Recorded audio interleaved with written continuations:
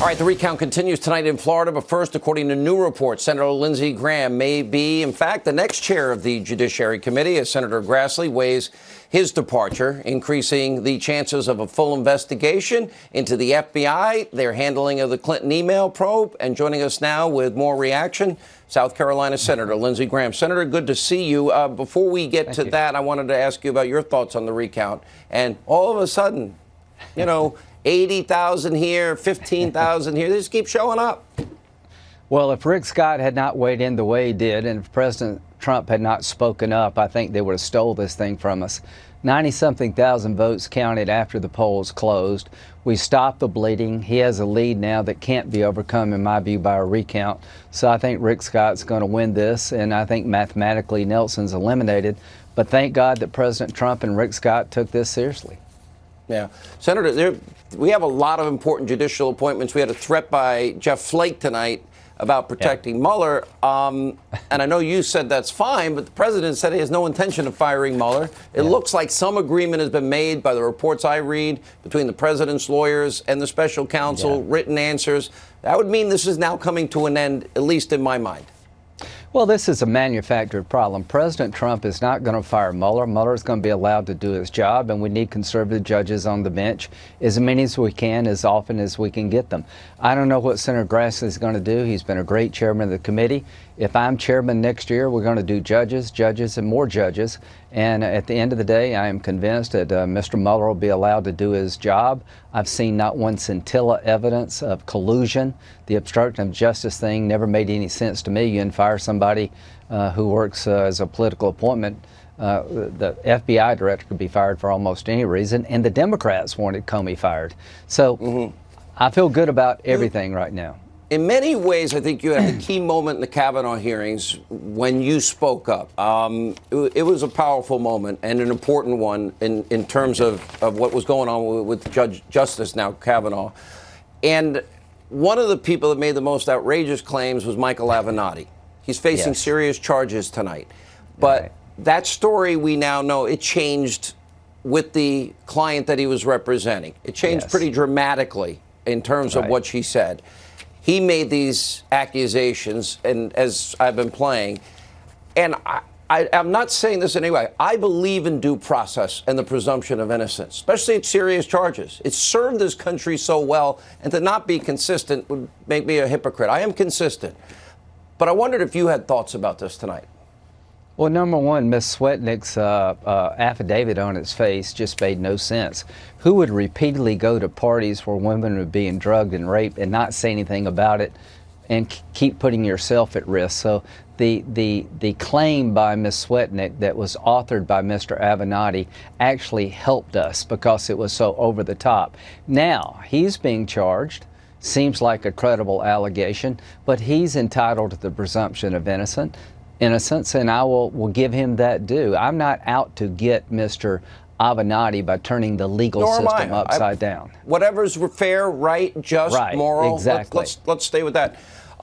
You said that you were ready, perhaps, and to reopen the Hillary email investigation. Now, when we know the Democrats in the House, they've been talking about 100 different investigations. This is what is important to me. And people have said, well, why do you talk about Clinton? Because it's, do we have a dual justice system or equal justice under the law, equal application of our laws?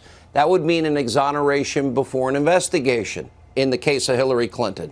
That would mean, if we're going to talk about Russia and Russia influence, that has to go to the dossier, bought and paid for, funneled money through a law firm into a op research group, to a foreign national, debunk lies that the author wouldn't even himself stand by when pressed in an interrogatory in Great Britain.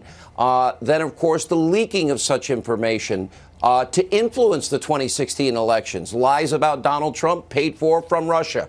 And then, of course, being used to appoint a special counsel. Is all of that on the table for you? You know, to my Democratic friends, if you want to look backward, we're all going to look backward. I want to know why the FBI reached to the conclusion, along with the Department of Justice, that Hillary Clinton didn't commit a crime. Was it because of political bias? If you really wanted to stop Trump, how in the world could you indict her? Was the reason she wasn't indicted is because they wanted to make sure that they stopped Trump, and how can you stop him if you indict her?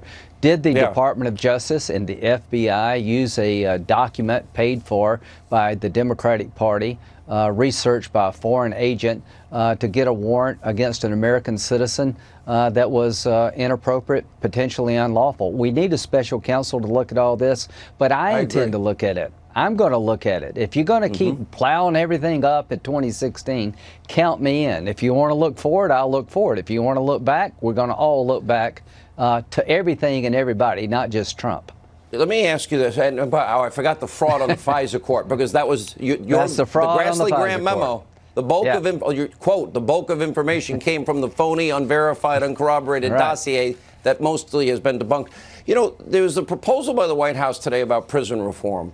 I had the opportunity. We all saw the video of Alice Marie Johnson, and when one offense, it was serious, 22 years in jail, raced out to the arms of her family. It was beyond a touching moment, and said, "Thank you, America, for giving me a second chance. I'll not let you down," when the president pardoned her. And I look at prison reform. We've got 2 million people in jail. In a 5-year period, a 77% recidivism rate. I want to find every Alice Marie Johnson in America, and I'd love the president to pardon one such person, 10 people a day, if we can do that, because I think we do need real reform. There is unfairness in the system. Yes. Wouldn't it be ironic if it was Donald Trump who fixed the problems created by the 3 strikes you're out rule passed by Bill Clinton?